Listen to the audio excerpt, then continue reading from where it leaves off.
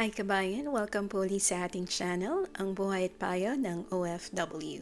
Sa episode natin today, pag-uusapan natin ang isa sa pinaka-importanting topic para sa mga OFWs o yung mga nagpaplanong mag-abroad.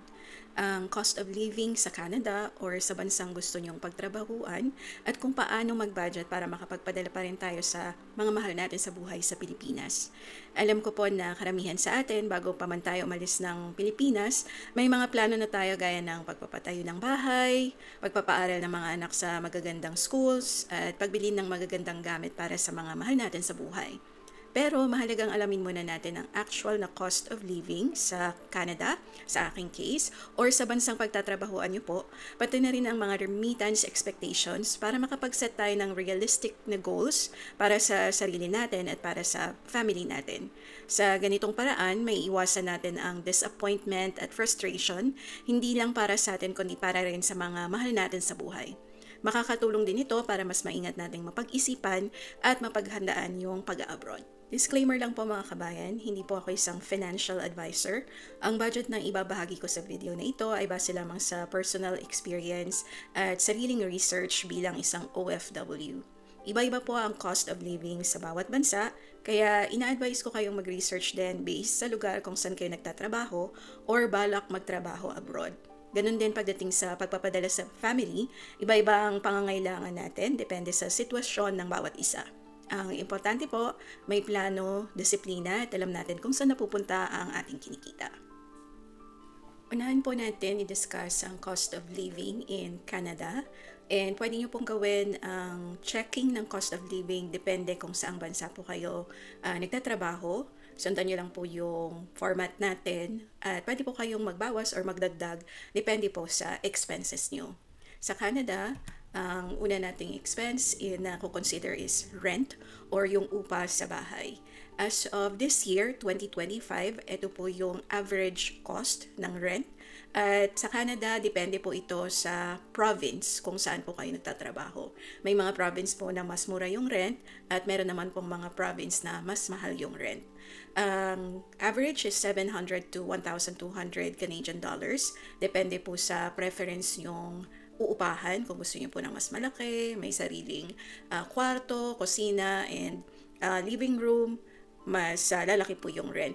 Usually po, ang tip para makatipid sa renta is makiki-share or yung tinatawag po nila ditong cohabitation para mas makakatipid sa upa, mas mura kung marami kayong maghahati-hati. Kagaya po sa amin, ang isang bahay po, 4 kaming nag-cohabitate, puro babae, at hati-hati kami sa upa at sa utility bills nung inuupahan naming bahay. Ang susunod natin i-consider ay food and groceries. Ang average cost in a month, lahat po ng i-discuss nating expenses is for 1 month, is averaging to 300 to 500 Canadian dollars. So, ganun din po, kung gusto nyong makatipid, mas maganda pong kausapin nyo kung sakaling meron kayong kasama sa bahay na nangungupahan, pwede po kayong makipag-usap kung pwedeng mag-share ng food or grocery. For example, magluluto kayo and then isang bulk maghati-hati para mas makakatipid. So, depende po kung paano nyo dediskartehan na mas makakatipid kayo pagdating sa food and groceries. Though minsan, magiging challenging to kasi iba-iba ang food preference natin. Kagaya sa amin, may kasama kami hindi kumakain ng pork or vegetarian, so may mga allergy, yun po yung mga consider natin. Pero kung wala naman, everyone is okay sa food, mas maganda po kung mag-share para mas makakatipid. Next natin ay ang transportation, averaging to 100 to 250 Canadian dollars. Ang transportation is like bus or kung ano yung means of transportation sa bansang pinagtatrabahuan nyo. Dito sa Canada, ang usual reason namin ng transportation is sa pagpunta sa trabaho, pabalik sa bahay, and also pagpunta sa grocery. And kung work from home kayo, dyan sa bansang pinagtatrabahuan nyo, mas maganda, mas makakatipid kayo sa transportation. Pero pwede nyong ilaan kung gusto nyong mamasyal, so isama nyo na rin sa budget yung transportation. Next natin sa budget is phone and internet. Ang average cost niya po is $60 to $100. Importante po sa atin to na nasa abroad as means of communication para sa pamilya natin. At sa bansang pinagtatrabahuan din natin para makapag-communicate, especially sa friends and sa colleagues natin sa workplace. At tip lang po dito is as soon as makarating po kayo sa bansang pinagtatrabahuan nyo, mag-research po kayo ng mga plans na may promotion. And kung meron na kayong internet sa apartment nyo, hindi nyo na po kailangan ng sobrang laking data sa phone nyo since lagi kayong gagamit ng Wi-Fi sa apartment. So, in that way, mas makakatipid po kayo sa monthly subscription nyo for phone and internet. And for the internet sa apartment, maganda rin pong i-share natin siya sa mga roommates natin kung meron tayong roommates sa apartment. Next natin is ang miscellaneous. Ang average niya po ay $100 to $200. Ang miscellaneous ay mga gastusin natin na hindi kasama dito sa primary expenses natin. At halimbawa po dito kung may separate na expense or bayad pag maglalaba or laundry. Dito po sa case ko sa Canada, meron kaming provided na dryer and washer nung landlord. So, hindi namin kailangang magbayad ng hiwalay for laundry. Pero sometimes, kailangan yung bumili ng extra na gamit kapag nangupahan kayo sa ibang bansa. So, ilagay nyo po yan sa miscellaneous yung mga additional expenses nyo. And para ma-budget nyo rin po siya. So, magkano ang total cost of living? Approximately, ang kakailanganan natin per month is around 1,200 to 2,200 Canadian dollars. And take note lang po, depende ito sa personal nating gastos, personal nating pangangailangan, at depende rin kung saan kayo nagtatrabaho. Iba-iba po ng currency, iba-iba po ng cost of living, depende sa bansa. Ang example po natin ngayon is based sa experience ko while I'm here in Canada. Ang mapapayo ko lang po is you can follow the format that we have here kung gusto nyong malaman yung cost of living sa bansang pinagtatrabahuan nyo or gusto nyong pagtrabahuan. At syempre po, habang nandito tayo nagtatrabaho sa ibang bansa, kailangan din po nating i-budget yung remittance natin or yung ipapadala natin sa Pilipinas para maisama natin siya sa budgeting natin sa sahod natin dito sa ibang bansa. So, yung mga expenses dito, alam na po natin ito dahil nanggaling po tayo sa Pilipinas. So, i-discuss lang po natin siya ng mabilis as a reminder kung ano yung mga kailangan yung isama sa expenses. Una ay yung renta, or bayad sa bahay kung may sarili kayong bahay. At ito po yung amount. Again, iba-iba po tayo ng amount. So, gayahin lang po natin ang format. Pangalawa po, food and groceries din sa Pilipinas. And then, transportation. Lalo sa atin, mas public transportation ang gamit natin. And then, utilities. So, bayad sa kuryente, bayad sa tubig, at bayad sa internet. I-budget po natin. At kung meron tayong pinapaaral na anak, pamangkin, or pinsan, isama rin po natin siya sa budget at iba pang mga gastusin. Halimbawa kung sakaling may magkasakit, pambili ng gamot, or pang pa-hospital, kailangan meron po tayong budget dyan. So, sabihin natin sa Pilipinas, ang gastos ng family natin is around 15,000 to 30,000 pesos per month. Kung i-convert natin siya sa Canadian dollars sa case ko, is around $400 to $600. So usually, pag sumasweldo ako, yan yung pinapadala ko sa Pilipinas. Ayan po, magandang planuhin natin yung budget natin na i-remit natin sa Pilipinas.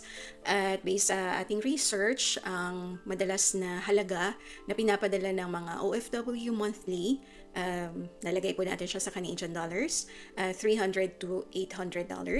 Ang exchange rate po natin dito is usually averaging to 40 to 43 pesos per 1 Canadian dollar. So, subject to change po siya. Depende sa exchange rate for that day or for that month.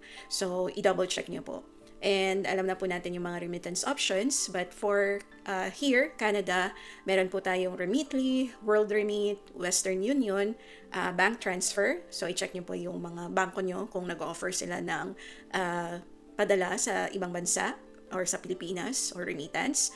And personally, ang ginagamit ko po for remittance from Canada to Philippines is Kabayan Remit. And may separate video po ako kung paano gamitin ang Kabayan Remit. And just to share, if mag-register po kayo ng Kabayan Remit, makaka-earn po kayo ng reward. At the same time, makakakuha din po ako ng referral bonus kung sakaling mag-register kayo gamit ang referral link ko. So, hindi po to sponsored ng Kabayan Remit. It's a personal experience and personal preference yung Kabayan Remit. But offering our referral link para pareho po tayo makakuha ng bonus. Next natin i-discuss is i-combine na natin yung cost of living natin, in my case sa Canada, sa case niyo po kung saan kayo nagtatrabaho, plus yung gastos natin na ipapadala natin sa Pilipinas. Yun po yung total na dapat nating budget per month habang nagtatrabaho tayo abroad. Which means po na it's like we are living in both countries when it comes to expenses. So, kaya natin to gustong i-discuss at para po ma-visualize nyo kung ano po yung mga paglalaanan natin ng budget once meron tayong sahod or before pa man tayo sumahod. So, for example, sa case ko sa Canada, based sa discussion natin kanina, averaging to 1,200 to 2,200 Canadian dollars per month ang total budget ko dapat for me to decently live in Canada. And at the same time, hindi nawawala or hindi mag-stop yung gastos natin sa Pilipinas para sa family natin, which average to 15,000 to 30,000 per month sa Philippine peso. So kung i-convert ko siya sa Canadian dollars, it's around 400 to 600 Canadian dollars. And ito na yung total budget natin per month. It's around 1,600 to 2,800 Canadian dollars or around 64,000 to $112 per month yung mababudget natin kapag magtatrabaho tayo sa ibang bansa. So, ito po ay very important sa pagbabudget natin para hindi tayo magkulang or ma-short ng budget habang nasa ibang bansa na mauuwi sa pangungutang. At the same time, pwede tayong makapag-set ng expectations sa family natin na ito yung kailangan or kaya nating ipadala kasi meron tayong expenses din sa bansang pinagtatrabahuan natin. Kumbaga, hindi libre ang mabuhay sa ibang bansa, kailangan din natin gumastos plus yung ipapadala natin dahil may gastos din sa Pilipinas. Gusto ko lang idagdag na yung budgeting natin, hindi pa po kasama if yung bansang pinagtatrabahuan natin is may tax. So yung cost of living natin is mainly sa mga gastusin natin. So mag-budget din po kayo or magtabi ng mga extra gastos kagaya ng tax, which is deducted naman automatically sa mga sahod natin. And yung expense or yung salary na pinag-uusapan natin dito is usually yung average salary. So, hindi po natin isinama yung mga sobrang taas, kagaya ng mga halimbawa doctor or engineer. Ito po yung average na sahod ng manggagawa na nagtatrabaho sa ibang bansa. Kagaya ko po, kasama po ako sa average salary or entry salary. Kaya ito po yung budget na present ko. At the same time, iba-iba po tayo ng gastos kagaya ng nasabi ko kanina. So, igayain nyo lang po yung format para hindi po kayo mabigla na pagdating nyo sa ibang bansa ay napakalaki pala ng gastos. Minsan maririnig natin na parang nagtrabaho lang din ako sa Pilipinas kasi walang natitira. So, hanggat maaga, i-double check nyo na po yung mga expenses, both sa pagtatrabahuan yung bansa at sa continuous yung gastos sa Pilipinas. Mga kabayan, talagang challenging ang buhay sa abroad. Pero kung meron tayong tamang budget, discipline at pagpaplano, kaya nating tumulong sa family natin sa Philippines habang iniisip rin natin ang sarili nating kinabukasan. At kahit nasa ibang bansa ka, tulad ng Middle East, Europe, Asia, or US, pwede mo pa rin gamitin ang ganitong format ng budgeting. I-adjust mo lang yung local currency at sa cost of living sa bansa kung saan ka nagtatrabaho. At wag na wag din natin kakalimutan na maglaan ng pera para sa ipon at investment. Dahil habang tumutulong tayo sa iba, importante ring iniisip natin yung pangmatagalang security para sa sarili natin at sa family. Kung gusto mo ng sample budget tracker or template, mag-comment lang po below para ma-share natin or pwede po kayong mag-email sa buhay@payo ng OFW@gmail.com para makahingi po kayo ng copy. Salamat sa panonood, kabayan. Kung nakatulong sa iyo ang video na ito, please like, share, and subscribe para mas marami pang tips sa buhay ng OFW. At habang nandito po kayo, check nyo na rin po yung ibang videos sa ating playlist para mapanood nyo ang mga practical advice para sa mga nasa abroad at gustong mag-abroad. Mag-comment rin po kayo kung saang bansa kayo nagtatrabaho at magkano ang usual na gastos nyo para makatulong po sa ating kababayan. Maraming salamat at ingat!